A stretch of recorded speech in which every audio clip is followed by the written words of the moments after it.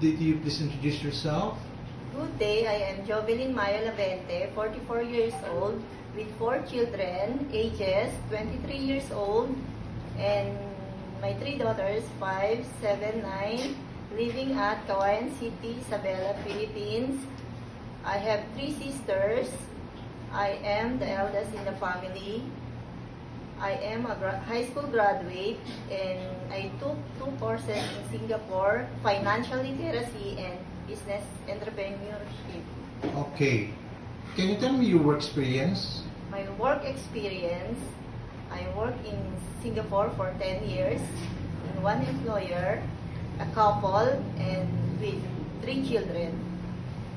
I do household chores like cleaning the house, washing the laundry, marketing, ironing, car washing, Okay. and look after their children.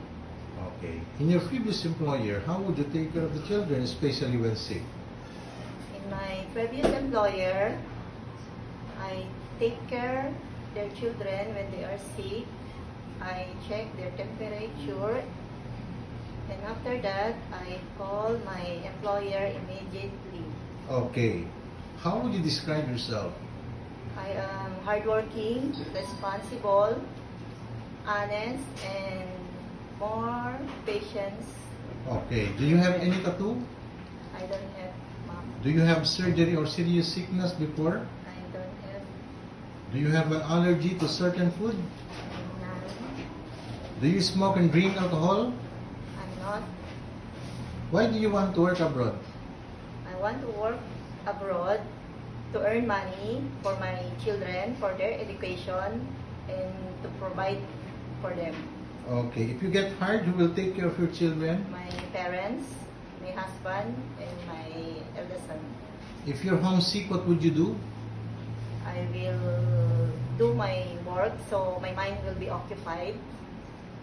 Okay. What time do you usually sleep and wake up when you were working? I usually sleep at 10 p.m. and wake up in the morning 5 a.m. Okay. Are you the one who do the cooking and marketing at home? Yes. Sometimes kids are super active and they tend to be out of control. How would you control your temper? If the children is super active, I must stay calm and be more patient to them. Okay. Do you accept no day off but to be paid instead by your employer? When you visited the parents, relatives, and friends of your employer, will you help and do the housework Yes, there? I will do. Can you promise not to lend money in Hong Kong? Yes, Are you scared of dogs and cats? a little bit. Are you willing to share a room with kids? Yes, Do you promise not to use cell phone during working hours? yes, Do you promise to finish your contract? yes, ma'am. Can you cook Chinese food? Yes, but I'm willing to learn more. Can you sing a nursery song? Yes. Sing it. London Bridge is falling down, falling down, falling down, my fair lady. Okay, what is your message to your future employer? To my future employer, hope you select me. I will do my best to do my job.